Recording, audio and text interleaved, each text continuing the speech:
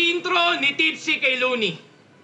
Nakaabot ka ng semis kasi tinalo mo si tunalo mo?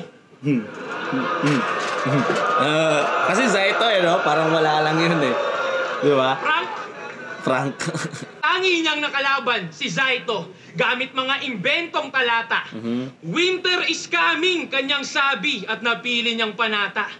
Winter is coming, hoy, nasa Pinas kampuking ina mo yata. Pero ultimo yung winter mo, pagpapawisan, ngayong nasa imperno ka ng mga yawa. Home court advantage. Home court advantage. Home court bars. Yawa. Nag-skip ka ng stage 2, rumekta semis yung face. Angas mo din mag-shortcut no? Diretsong critical stage. Business partner. So basically, may-ari ka rin ng liga na to. Ikaw yung poster boy, pero ako lagi yung most viewed. Tangina mo, ito'y sampal. Wala pang punchline. Men, ganun kalupit si Sixth Street, wala pang punchline, sigaw na yung tao. Hindi pa lang punchline papunta pa lang dun, pero ang lakas na. Papunta pa lang sa suntok, ang lakas na. Ikaw yung poster boy, pero ako lagi yung most viewed. Tangina mo. Ay, pikon. To, na bilang owner lang ng gym, yung kaya mong i-flex, ako yung flex ko yung pagbubuhat lagi sa inyo. Kasi si Sixth Street, inaabangan lagi yung battle niya, men. Tapos laging mainit yung battle niya. Ang consistent ni Sixth Street, no? Nung sa buhay niya, like, man, sobrang lakas niya doon. Unang laban, papunta sa finals, like, man, god damn. Grabe yung energy doon. Dito, ganun din yung nangyari. Kaya, totoo yun. Binuhat ni Sixth Street. PSP, Paliga, ni Shei at Phoebus. Kasi kung walang Sixth Street dito, hindi ganun kaabang. Hindi to kaabang-abang kung wala si Sixth Street. That's hideous kasi paano madedevelop tong bata nyo kung pa na-skip nung early stages nung fetus? Uy, Bisaya lang yung kalaban. Tinatarang Tagalog nyo ba ako? Seryoso? Organizer ka na? Player ka pa? Kupal ka ba, boss?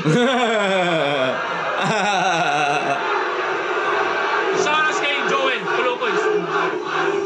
Parang sinabi lang doon ni Sixth Street na ikaw yung ipapanalo dito kasi kasusyo mo So, ayun, for the views lang to, ikaw yung papanalo kasi kasusyo mo lang, yung 1 million, hindi talaga mabigay. So, parang ganun lang. Ako yung dinadaya, pero ikaw yung binabastos. Di pa ba sapat na tinulungan ka lang ni Enigma magkampiyon dati? Pati ba naman dito naka-safety? Because dog, it's not about more championships pag sinabi niyong MC. Puta, hakutin mo yan lahat. Pero yung titulo ko pa din ang mas mabigat. Tanong mo sa tao yan, Shei. Kahit yung isang championship ni Nowitzki, mas matimbang pa din sa 2 kampyonato ng KD. Ganito kasi yun guys, no? Like, man, yung champion kasi ni Sixth Street, so bigat talaga. Yung pinagdaanan niya doon, puro malalakas. Lanceta na Rising Star. Poison na Prime. Alam mo yun?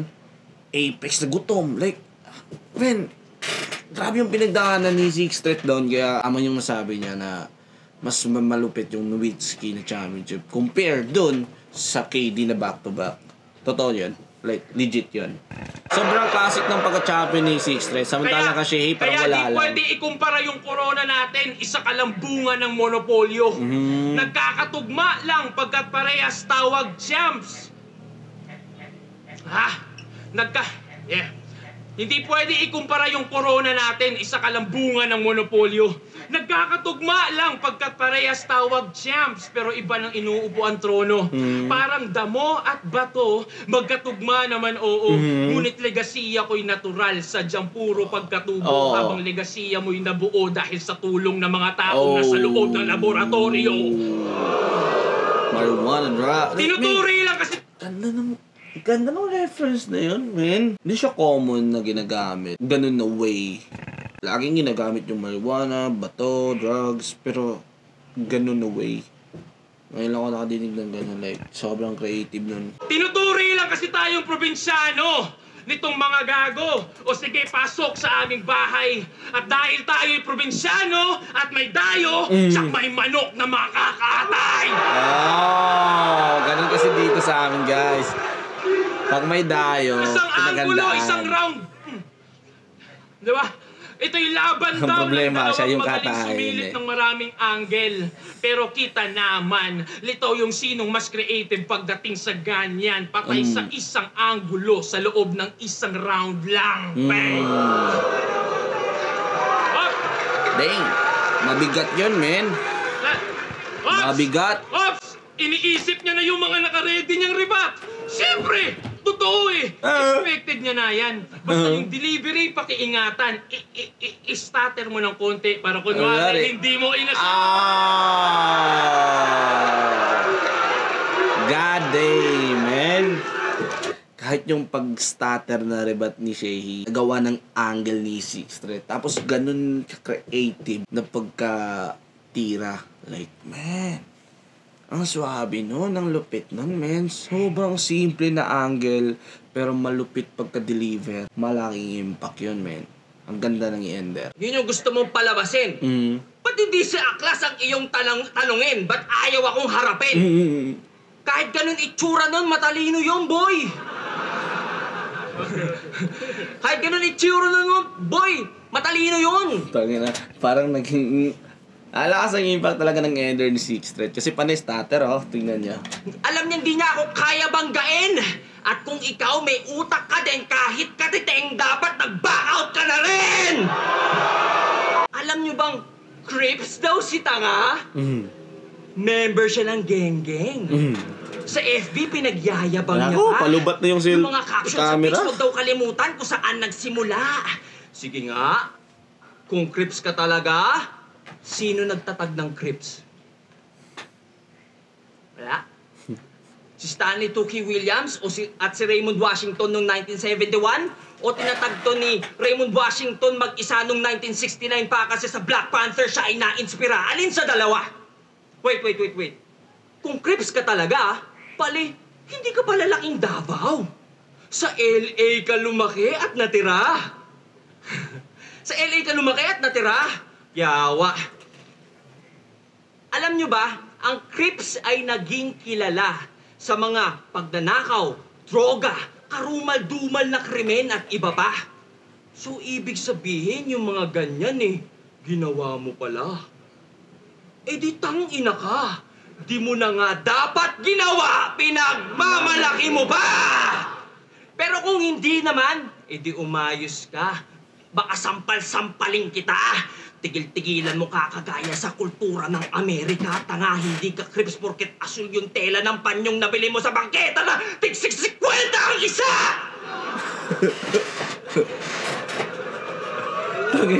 Alakas pa kay Zulto, guys. Crips! Pag geng-geng ka, may insulto ka talaga. Pag geng-geng ka. Halos lagi may blue na bandana. Kahit saan siya pumunta. Kada birthday ang wini-wish, maging blue yung utot niya. Nagtathrow pa daw yan ng C-sign sa street. With matching creep walk moves pa. Hoy, isa kang Bisaya na taga Davao, putang ina mo, magbudots ka! Di daw ito rap, di daw ito rap. Ay. Ayaw mo? Bakit? Nahihiya ka? Yawa, parang budots lang, ayaw pang makisama.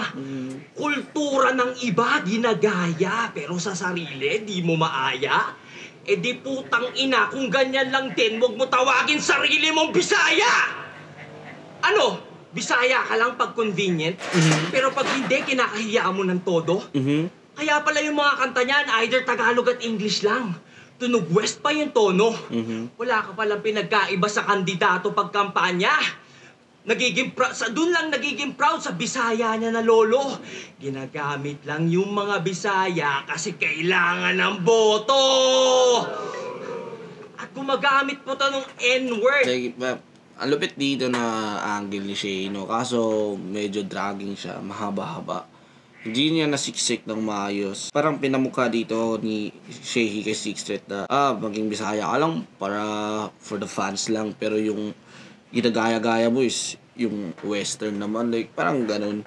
Naging Bisaya ka lang pag kailangan mo ng suporta. Like, ganon. Pero ang problema lang is, sobrang tagal, lumanding ng punchline, ng haba. Hindi siya nasiksik talaga ng maayos. Pero malakas magandang pangaral yan. Feeling ego, kala mo Pinangaralan nila ay danas niya. Hoy! Hindi porket may mali at pangit na stereotype ang Bisaya sa ating bilang alipin, may N-word pass ka. Ito ba nagre-represent sa inyo? Gaya-gaya sa ibang lahi? Ayaw tangkilikin yung lokal at realidad niya? Paano nyo itong aasahang tumulong baguhin imahe ng Bisaya sa ating bansa kung siya mismo'y alipin ng kolonyal na mentalidad niya? Ganda ng delivery, no? Buti sa interview. Alakas pa kayo suldo talaga ng delivery niya, interview men. mo, nagbisaya ka. Mapipikon ka talaga baka may pagka pasabog. tinamaan Pero dahil ka. Bisaya, buong video, wala akong naintindihan. I'm like, ha? Hot dog. Pero, buti, ilang araw bago yung battle, may captions na. Yung update ay umabot. Nadetect siguro ng YouTube na dong gago ka, kaya tinranslate sa Tagalog. Speaking of the devil, Itachi, ano na? Balita sa Donggago. May bago bang info? Ay, sorry. Baka kayo yung na-OP, ba't Itachi tawag ko dito? Tinanong kasi siya ni Smuggler's Daddy, bakit siya sumali sa army ng mga tito? Alam niyo sa Army na tito. Sumali ako ng Donggago para mag-spy. Parang si Itachi. Tangina mo! Weirdo! Siyempre si Ilong hindi na gets. Pero para matapos lang, umuo na. Kaya nalaman ko to Tinanong niya ako, sino si Itachi? Bla bla bla. Sabi ko, seryoso ba? Lulong ka na ata sa bisyo. Pinagsasasabi mong bobo ka. Ano ba sinisindihan mo, ha? Hidden leaf ng kono, ha? Pota, astig. Kaya pala ang lapad ng ilong kasi sobra sa weed. Itachi ang puta. Huy, pogi yun. Huwag ka namang feeling, leche ka. Yung self-confidence mo, lagay mo naman ang ceiling. Kisame, pwede pa. Itachi, gulat ka, alam ko. So, Kaya Itachi dito yung sabi dito ni Shay. Kasi parang may bar si Sixth Street na Itachi siya. Parang doon sa laban ni Poison. Parang may bar si Sixth Street doon na parang siya si Itachi. So, paano ka tumakbo? Paganto? Kinginan to, feeling pogi, nag-iilusyon. Ano nangyari? Humarap ka ba sa salamin, tas nagsukuyomi ka doon? Nandun gago para mag-spy? Para saan? Bukod sa waksila at nabubuhay sa nakaraan, nang didisbigla pag naaangatan, ano pang di namin alam? Wait, matanong ko lang. Alam ba nilang sa PM lagi mo silang pinagtatawanan? Pexman, cross my heart, mamatay man si Phoebus. Natatangahan sa inyo itong sarili niyong kagrupo. Ang haba ng round ni Sixth Street. Alam mo yan, meron akong resibo. Oops! Pero atin lang, hindi ko ipapublic. Kasi meron akong prinsipyo. At huwag ka mag-alala, hindi ko ito i-upload unless mag-deny ka dito. Pero eto, teaser, para sa inyong kaalaman, yung mga kanta nyo daw, 10 segundo nyo lang pinapakinggan. Kaya nga may kantang Pilipino Waki. Tangin na 10 minutes yung round. Fan. Oh, ba't sumali ka dyan? Saka ba't sumali ka ng matira mayaman? Dapat pag donggago, walang karapatan. Kasi pag nadadamay ang mga gago, magdedemanda naman. Pero ikaw si Itachi, kamo. Sakto. Walang sisihan pag inubos ko buong clan mo, ikaw may kagagawan. Sa kanong natin simulan. Davao, alam nyo ba kung anong nagra-rhyme sa mga kanta tinagalog parang parody? Putang ina mo! Anthony! Hindi ako si Saki, mga ulol! Si Saki, mga ulol! Magkaiba kami noon! Oy, Saki! Ba't ka kasi nag-a-accuse? Pwede namang magtanong. Like, ika-anim na durian. Pad ako sa pop.inquirer.net/54327 at may nabasa ako dun. Allegedly, plagiarized daw yung humanap ka ng pangit. Ang original daw noon ay Find an Ugly Woman by Cash Money Marvelous. Totoo ba yun? Tangina. Ito ulit. Napiprint ko yung sasabihin nito. Hindi dahilan ng bata rap para kalimutan salitang respeto. Tama, may limit pa din. Para di umabot sa away o hukuman. Ika nga ni pa. Di dahilan ng boxing para makipagsuntukan. Irespeto? Kasi sila pinaka-nauna sa eksena? Bakit? Ano ba ibig sabihin ng AE? Adan at Eva? Pero ba't nga ba may gera? Ano nga bang problema? Gusto nyong irespeto mga nauna pero ayaw nyong mauna rumespeto mga punyeta! Anyari, ba't naging donggago, whack lyrics, toxic mindset, apologist ka na? Sabi mo sa amin, paglalaban mo, lyricismo ah. Puro talk shit lang pala. Hindi naman siya batang Quiapo, pero naaalala ko si Coco Martin, taina kasi ang pinagtatanggol na nitong probinsyano, CA ina. Coco kasi yung S, T. Anyway, kinakaalis dyan sa kampo ng kadiliman, Itachi. Pagputi na yung uwak mo at may uban ka na, baka naman nahawa ka na sa pagiging kupal nila, kakasyaringgan mo, nabulag ka na. Inaano daw siya dun eh. Maganda daw trato sa kanya dun. Talagang kakaiba. Eh paano di ka magiging special? Ikaw lang nag-wordplay sa kanila. Palibasa, sa tenga ng mga marurunong, wala nang na-e-elib sa mga rich niyang wordplays, hindi na effective. Kaya, nung na-realize niyang wala na siyang bisa, siya na'y napasabit sa ingay nila. Nagbaka sakaling muling mag-boom. Kaya ayun, yung tirador ng timog, nag-TNT na. Pero hanggang ngayon, palaisipan pa rin sa akin ang pagsali mo dyan. I can't imagine choosing hype over something defining like integrity, principles, values. Ang babaw na dahilan. Pero at least klaro na sa atin bakit ika-anim na banta ang putang inang yan kasi puro banta lang mga salita niyan, hindi niya kayang panindigan. Kala namin para kang tatay mong sundalo. Hanggang kamatayan ipaglalaban ang yung goal. Ay na yung isang round ni si X-Threat. Ay ni si 10 minutes. Soul. So ano yan? Ano yan? Isang... Tangina mo na siya. Isang nasabi ng masahista. Pang 3 rounds na eh. Sinasabi ng masahista na, harap na po sir. Sa tuwing ikay nagpapahilot, di niya alam ang gagawin kasi ang alam niya lang ay tumalikod. Sabi ko, bibitin kita pati warik, pero puta, hindi na pala. Kasi sa sarili mong kultura, lahi at salita, bumaliktad ka na. So paano yan? Paano pa tayo maniniwala sa mga salita nito? Kung ikaw mismo tumalikod sa iyong paniniwala, ba't kami maniniwala sa iyo? Ang nga pala ito, men. Kagi, lubot na yung camera ko. Hindi ko matapos to reaction ngayon. Charge muna. Kagi.